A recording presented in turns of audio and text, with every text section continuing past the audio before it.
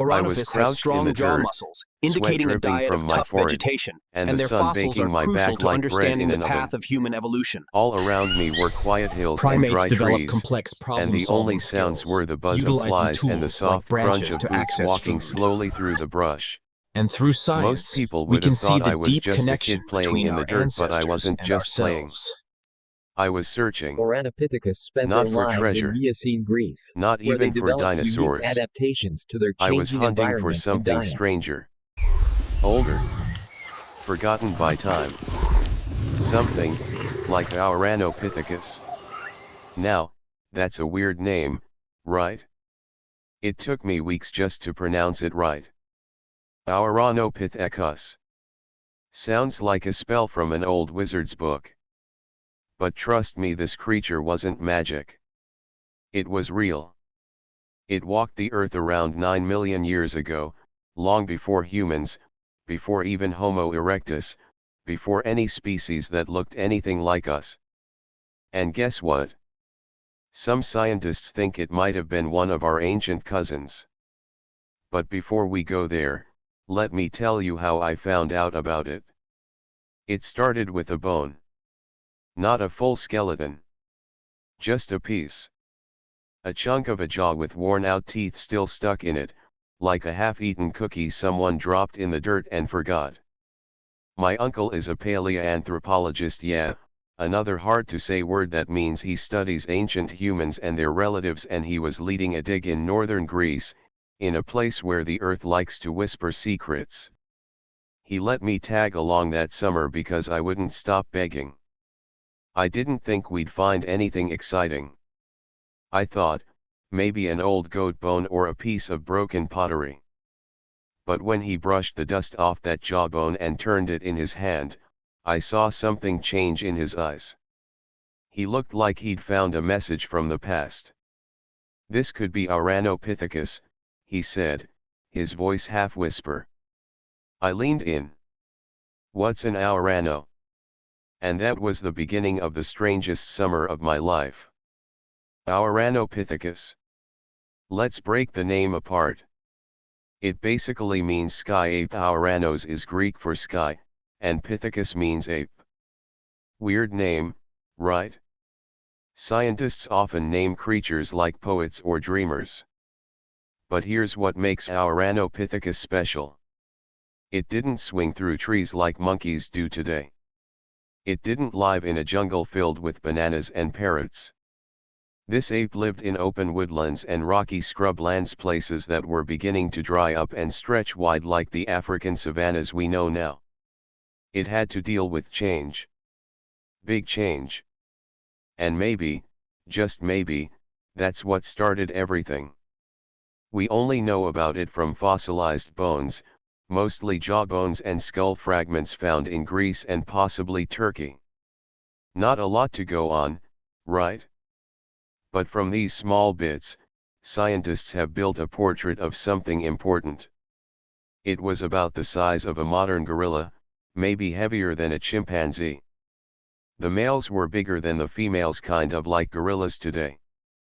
But here's the wild part: some researchers think Ouranopithecus had strong jaws and flat teeth, good for crunching hard foods like nuts or roots. That's not exciting unless you realize that chewing tough stuff might have helped reshape the face: wider cheekbones, a flatter face, and eventually, maybe even a brain that had to work a little harder. Why?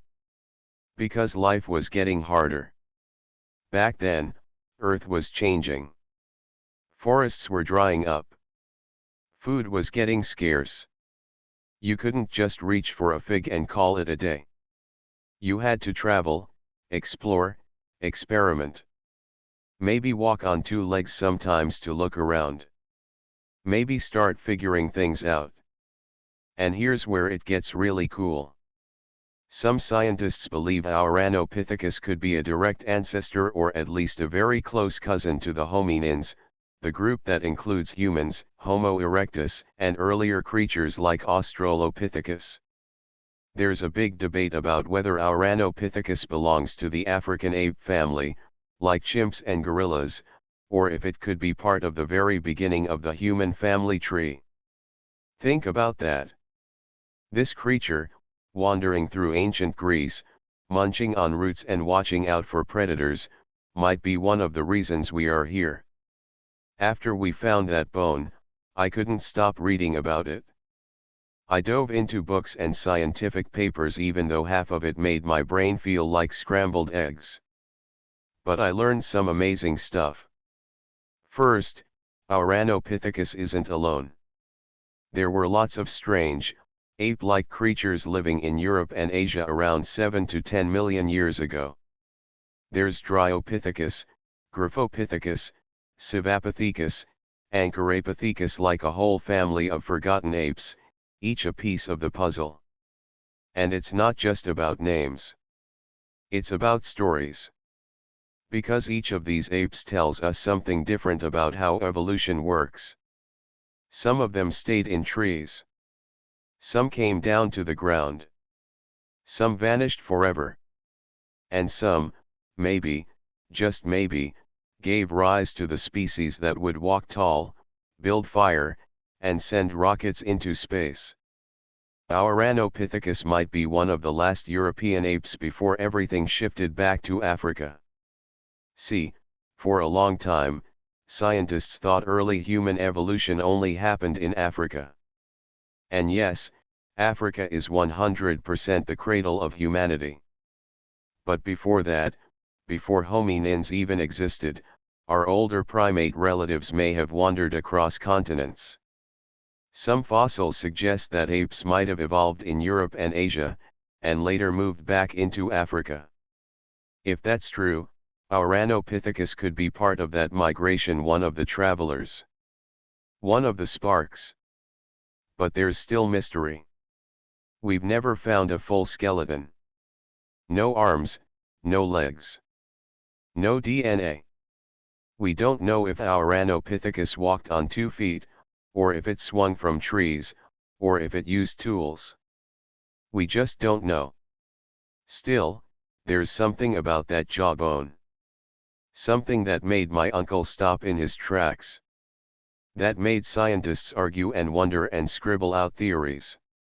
That summer, I watched the sun rise over ancient rocks and listened to the chirp of cicadas, and I imagined what it must have felt like to be Ouranopithecus, millions of years ago. The earth was wild and raw. Lightning storms, hungry cats with saber teeth, giant birds overhead. No cities. No words. Just survival. But maybe, just maybe, something inside that old ape's brain sparked. Curiosity. Planning. Watching the stars or wondering where the river leads. Because somehow, somewhere between apes and astronauts, that spark grew. And maybe, it started with a creature like Ouranopithecus. When I first heard the word Miocene, I thought it sounded like a name for a lost planet, or maybe a brand of cereal. Turns out, it's actually the name of one of the most important chapters in Earth's story, a time when the planet was full of strange, powerful creatures, and something amazing was about to begin. The Miocene epoch started about 23 million years ago, and it lasted for more than 15 million years. That's longer than anything humans have ever done. Longer than the Roman Empire. Longer than the dinosaurs had between their first and last breath. Way longer than TikTok. It was during the Miocene that the ape family exploded into dozens of different kinds, some small, some big, some swinging through trees, others walking around forests like tiny, hairy giants. This time period didn't just give us Ouranopithecus. It gave us the roots of us. But the world back then? It was nothing like today. When I first imagined the Miocene, I pictured steamy jungles, thick with vines and giant bugs. But my uncle shook his head. Wrong picture, he said, sipping his coffee like a grumpy wizard. The Miocene wasn't one big jungle. It was a changing planet. And he was right. Back then, forests were shrinking. The earth was cooling down, just a little, but enough to make a huge difference. Where there had once been endless green rainforests, open woodlands, and grassy plains were starting to stretch across the continents. Trees were spread out more. Food was harder to find. Life was getting trickier. And when life gets tricky, evolution gets busy. This was the moment where natural selection started turning up the heat on ape evolution. The apes that stayed in the trees had to be faster, lighter, more agile. The ones that came down to the ground had to be smarter, stronger, and maybe even braver. The Miocene wasn't about comfort, it was about adapting or disappearing.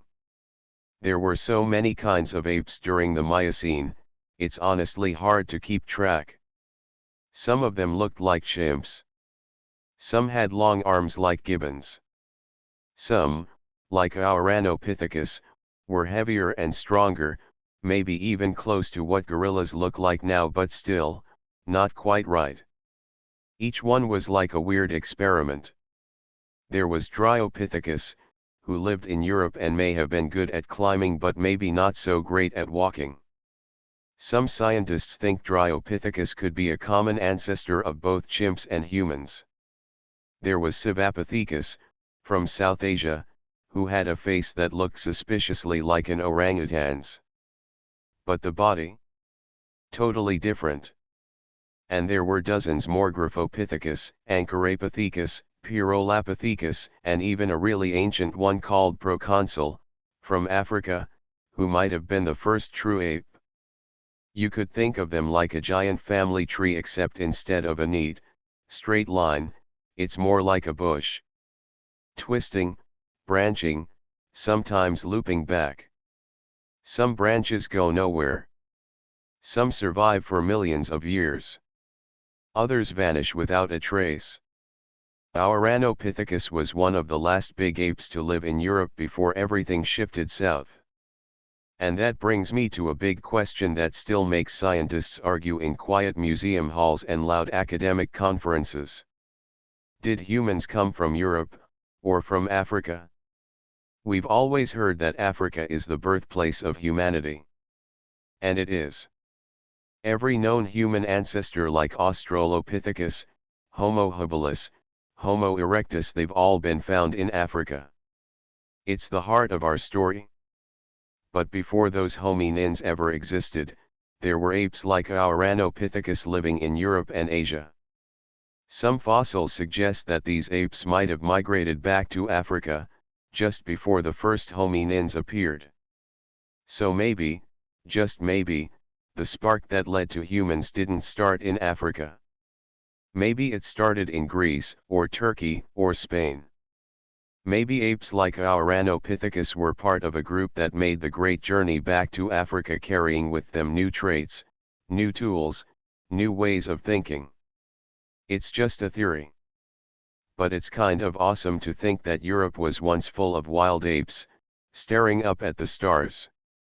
One night, sitting by the campfire near our dig site in Greece, I asked my uncle, "Do you think Ouranopithecus was smart?" He poked at the fire with a stick and thought about it. Smart like us? No. But clever?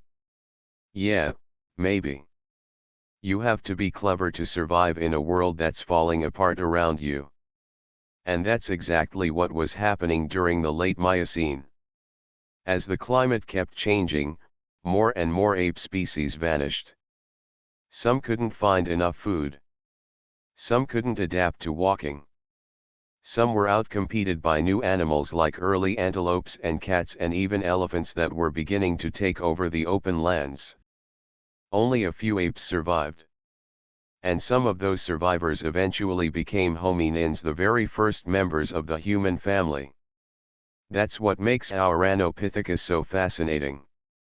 It lived at the tipping point, right before everything changed.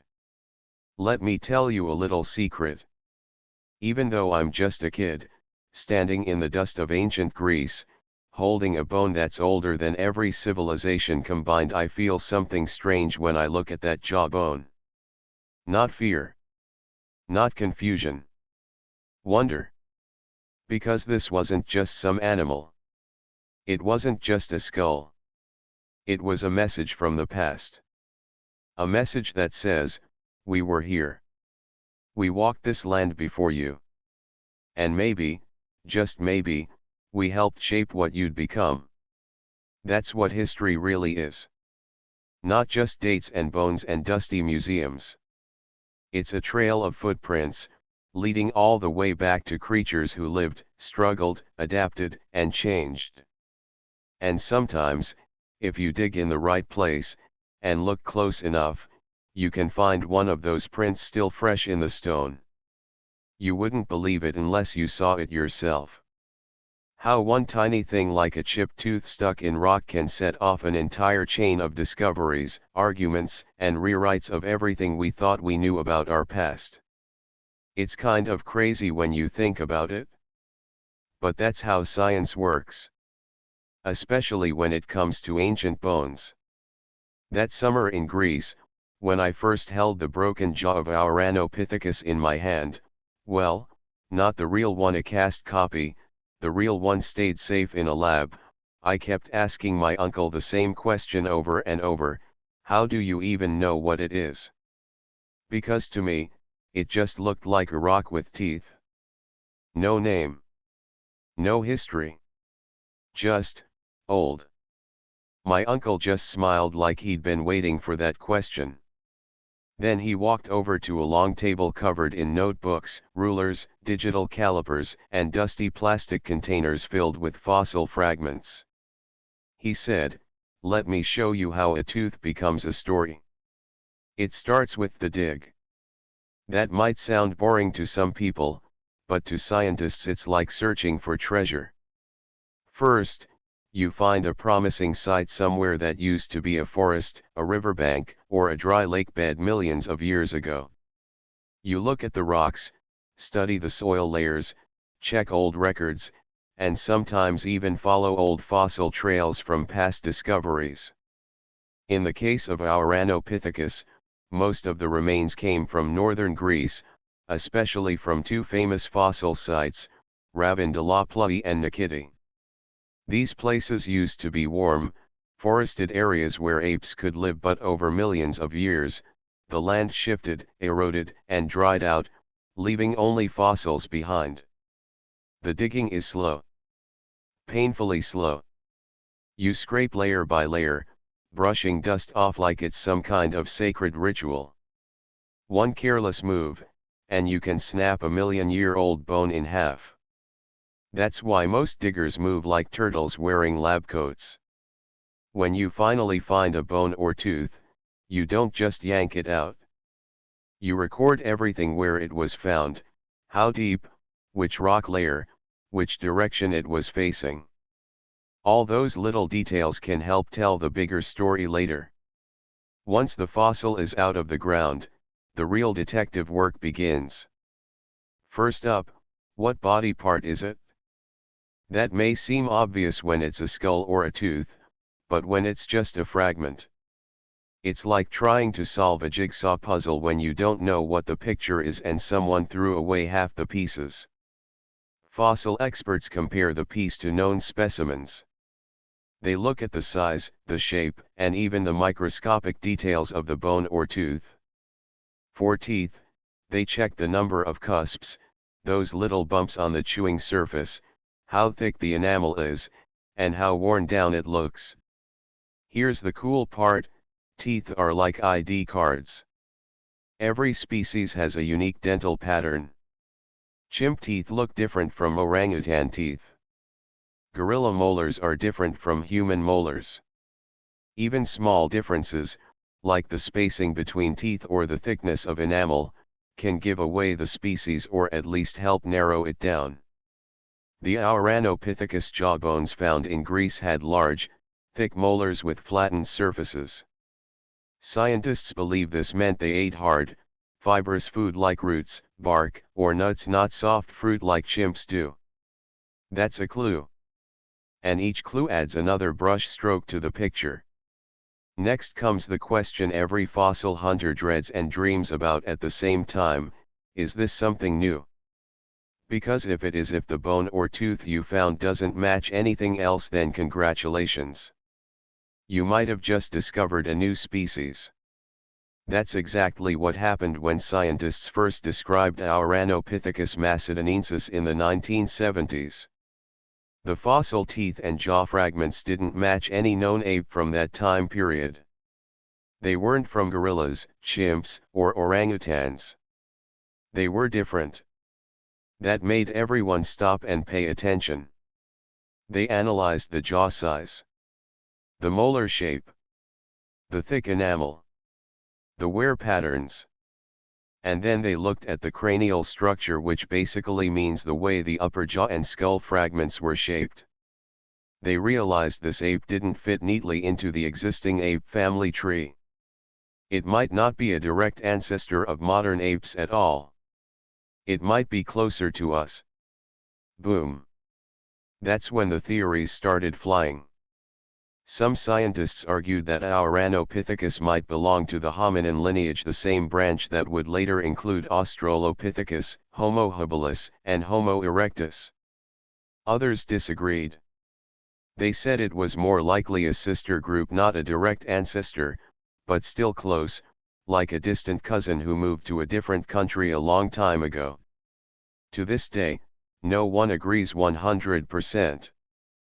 But that's how science works. It's not about being right on the first try.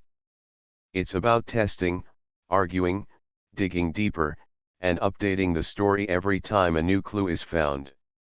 You'd think that with all our technology, 3D scanning, AI, microscopes, CT scans, we'd have it all figured out. But the truth is, sometimes a single tooth is all we get. And from that, scientists have to figure out what species it belonged to, how big it was, what it ate, where it lived, how it moved, whether it had any link to humans, and what happened to it. That's like trying to write a full biography of a person based on just one shoelace they left behind. But here's the amazing thing. They can do it. Piece by piece. Fossil by fossil. Layer by layer. And when you gather enough of those clues from all over the world, from Africa to Europe to Asia, you start to see the full picture of human origins. Not just where we came from, but how. That's why my uncle always says, fossils don't tell you everything. But they tell you enough to ask the right questions. Like, why did Ouranopithecus have such strong jaws? Why did it live in Europe, not Africa? Was it alone, or did it live in groups? Did it swing from trees, or walk a little like us? Why did it go extinct? And most importantly, what came next? Because Ouranopithecus lived around 9 million years ago. Homo erectus wouldn't show up for another 7 million years. That's a long time gap filled with other creatures, other experiments by evolution, other stepping stones toward us. But the story doesn't skip. It flows. And Ouranopithecus is one of the earliest signs that something was beginning. A shift. A direction. A future. That night in camp, after staring at the replica jawbone under the lamplight, I tried to imagine what it felt like living back then. Watching the skies change. Hearing the sounds of predators. Chasing food through dry forests. Not knowing that one day, millions of years later, a kid like me would hold your tooth and wonder who you were. And even though we still don't have all the answers, we're getting closer. One tooth at a time. Narrated in a boy's natural voice, historically immersive, clean, and YouTube friendly. No summaries or intros. I remember the way the wind sounded that morning at the dig site. It wasn't loud, but it felt strange, dry, restless, almost nervous.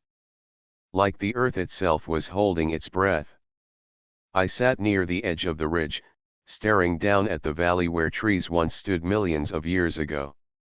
Now it was all rock and dirt and silence. But in my mind, I tried to picture what it must have looked like when Ouranopithecus still lived here, when the forests were alive, the rivers flowing, and the world was green. But the world didn't stay green forever. And that's what this part of the story is really about. Because even though Ouranopithecus was tough, smart, and well adapted to the land, it disappeared. Why? To answer that, you have to go back to a time when the world started changing in ways no ape could control. Around 9 to 7 million years ago, during the late Miocene epoch, everything was shifting. The Earth's climate was cooling, slowly but steadily. That might not sound like a big deal at first, but even a small drop in average temperature can completely change how the planet works. Rain patterns shift. Oceans change. Forests die. Grasslands spread. Rivers dry up.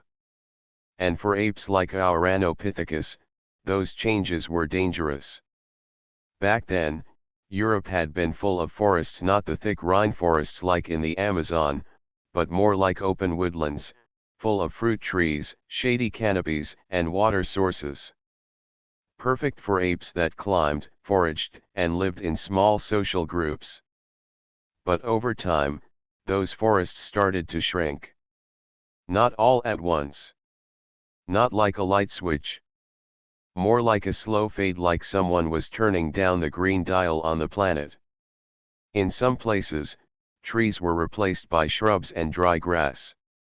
Water holes dried up. Seasons became harsher. And that's when many of the great European apes began to vanish. Ouranopithecus wasn't alone. It was one of the last members of a whole group of Miocene apes that had once ruled the region. There was Dryopithecus, which some scientists believe could have been a common ancestor of African apes and humans. It lived in the treetops and had strong arms, possibly built for swinging through branches like a gibbon. There was Ouranopithecus, found in Spain, another tree dweller, possibly with a flatter face and a shorter spine than older apes. There were even stranger cousins like Anchorapithecus and Graphopithecus, each one a different experiment by evolution. But by 7 million years ago, almost all of them were gone. Europe, once a paradise for apes, became a place where only survivors could live, animals that could handle dry seasons, travel long distances for food, and live out in the open. And for the tree-loving apes of the Miocene, that spelled the end. So what happened to Ouranopithecus? That's still a mystery. But there are some strong clues. Its powerful jaw and thick molars tell us that it already adapted to tougher food, like seeds, roots, and hard fruits. That's not what chimps eat today, so Ouranopithecus was probably already responding to changes in the land. It lived in more open habitats compared to earlier apes. Maybe it came down from the trees more often. Maybe it walked more upright than we think. Maybe it started exploring. That idea is important, because around the same time that Ouranopithecus vanished from Europe, other hominin-like apes started appearing in Africa, like Sahelanthropus chodensis, found in Chad, dating to around 7 million years ago. Coincidence? Maybe not. Some scientists now believe that the disappearance of apes from Europe wasn't just about extinction, it was about migration. As Europe dried out and became less hospitable, it's possible that some populations of Ouranopithecus, or related apes, migrated south, crossing ancient land bridges into the eastern Mediterranean, the Middle East, and eventually, into Africa. Back then, sea levels were lower. The Mediterranean was sometimes cut off from the Atlantic and dried up in massive events like the Messinian salinity crisis. Entire basins turned to salt deserts. Animals could walk across areas that today are covered by ocean. This could have opened up a path for Ouranopithecus or its descendants to reach Africa, where the climate remained more stable, the forests survived longer, and evolution had more room to work.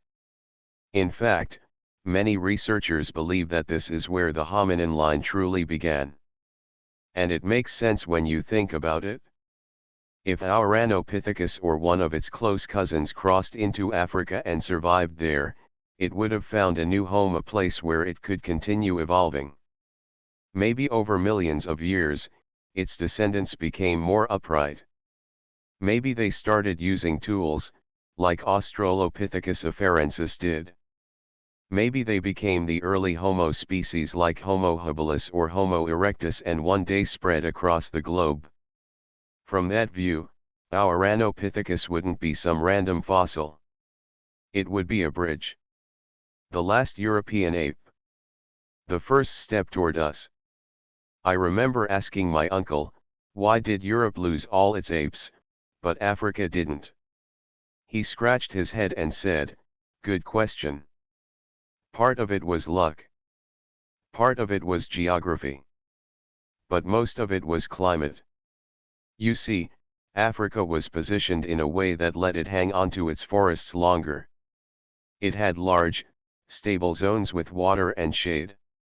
Even as parts of the continent dried out, apes and early hominins could move around and find new habitats.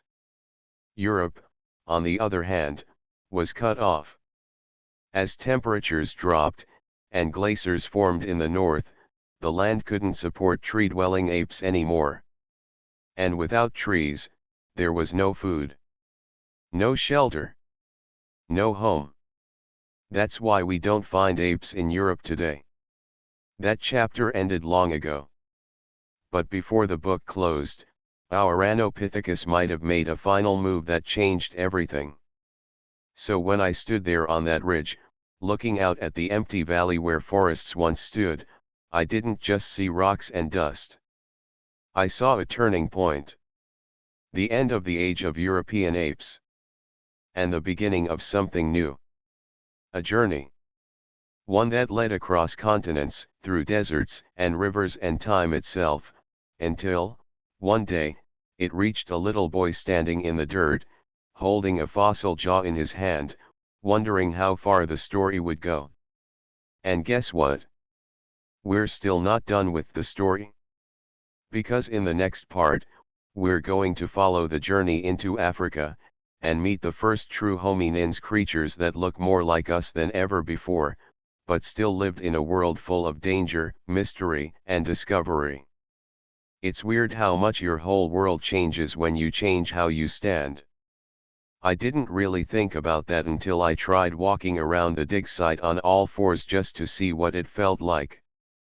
My hands scraped the dirt, and my back started hurting after 5 minutes. I kept bumping into stuff because I couldn't look straight ahead. I felt slow. Clumsy. Vulnerable. That's when I understood something. Standing upright changed everything. And if there's one thing that separates humans from all the other apes, it's this: we walk on two legs. We're built for it. Our spines, our hips, even our toes are shaped for walking upright. But when did that start? It didn't happen with Homo erectus. Or even with Homo habilis. It started long before that. Right after creatures like Ouranopithecus disappeared from Europe, something new began in Africa. The first big name you need to know is Sahelanthropus jodensis. Yeah, I know it's a tongue twister. Scientists found the skull of this strange creature in the desert sands of Chad, in Central Africa. The fossil was named Tume, which means hope of life in the local Daza language. But here's the crazy part: Tume lived 7 million years ago. That's just around the time Ouranopithecus vanished from Europe. Coincidence? Maybe. But it's also possible that one of Ouranopithecus's relatives migrated to Africa, adapted to the new environment, and over generations, became something different. Sahelanthropus was one of those differences. Its skull looks like an ape's small brain, big brow ridge, but there's a detail that makes all the scientists go nuts. The position of the foramen magnum. Don't worry, It's not a magic spell or a dinosaur name. The foramen magnum is the hole at the base of the skull where the spinal cord connects to the brain. In quadrupeds, animals that walk on all fours, it's toward the back of the skull. But in bipeds like humans, it's underneath the skull, because we stand upright. And Tume? His foramen magnum was underneath. That might mean he walked on two legs. Or at least, was starting to. Then came Ouranopithecus, found in the Tijan Hills of Kenya. His name means original man in the local language, and he lived around 6 million years ago.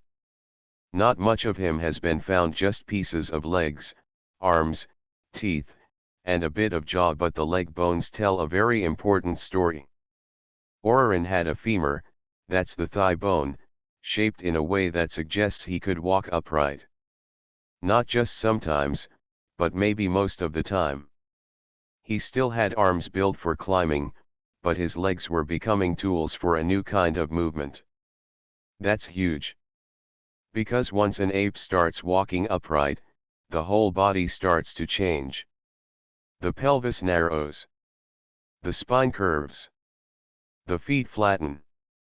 The hands are freed from walking, so they can carry things, or make things. Tools. Fire. Language. Everything starts there. But wait, why even stand up at all? Why would an ape who could swing through trees decide to walk upright, which is actually more tiring, slower, and harder to balance? That question has tons of answers. Some scientists think standing up helped them see over tall grass, spotting predators early, carry food, or infants while walking, travel long distances more efficiently, regulate body temperature by exposing less of the body to the hot midday sun. Others believe it wasn't one reason, but a mix of many things happening at the same time: climate change, new predators, fewer trees, more open spaces. Whatever the reason, the change was happening. Apes were transforming into hominins, members of the human family, not just in bones, but in behavior. Around 5 to 4 million years ago, new species appeared with even more human-like traits. One of the most famous is Australopithecus anamensis, and then a little later, Australopithecus afarensis, the species that gave us the world-famous fossil named Lucy. Lucy was small, about 3.5 feet tall. She had long arms and a small brain, but her pelvis and knee joints proved she walked upright full time. Scientists found her in Ethiopia. She's about 3.2 million years old. Her people, the Australopithecines, were the first hominins to fully commit to life on 2 feet. They weren't like modern humans. They didn't build villages or write books or sail ships. But they were becoming something new. They were the bridge between apes and people. And it all started with that first awkward step. When I walk around the site with my boots crunching in the gravel, I try to picture those early walkers. Not marching proudly like in textbooks, but stumbling at first. Testing new ground. One hand still reaching for a branch just in case. One eye always watching for leopards or snakes. Every step uncertain. But forward. That's what makes them heroic to me. They weren't strong like lions. They couldn't fly or dig or swim fast. But they adapted. They figured out how to move differently, survive differently. And that one choice to walk upright opened the door to everything that would follow. And here's a fun fact most people don't know: walking upright is super energy efficient. Humans can walk for hours without getting tired, way longer than chimps or gorillas. That means early hominins could travel farther in search of food, water, and shelter. They could explore new lands, escape threats, migrate, spread out. And over time, they didn't just walk. They started thinking more. Because once your hands are free, they can do more than hold bananas. They can make tools, throw rocks, dig roots, shape the world. That's when evolution really starts to pick up speed. Brains grow. Communication improves. Group survival becomes more important. You get cooperation, planning, even early forms of culture. All of that, because someone stood up. Back at the camp, I asked my uncle if he thought Sahelanthropus or Ouran ever realized what was happening to them. He laughed and said, they didn't know they were changing. But they were part of something bigger. Something that wouldn't stop. And that's when I realized something kind of amazing: we are still walking the path they started. The ground under my feet is ancient. The bones we dig up are clues. But the journey? It never ended. Every step we take today, whether we're walking down a street or climbing a mountain, is just another chapter in a story that began millions of years ago, with a creature who stood up, and kept going.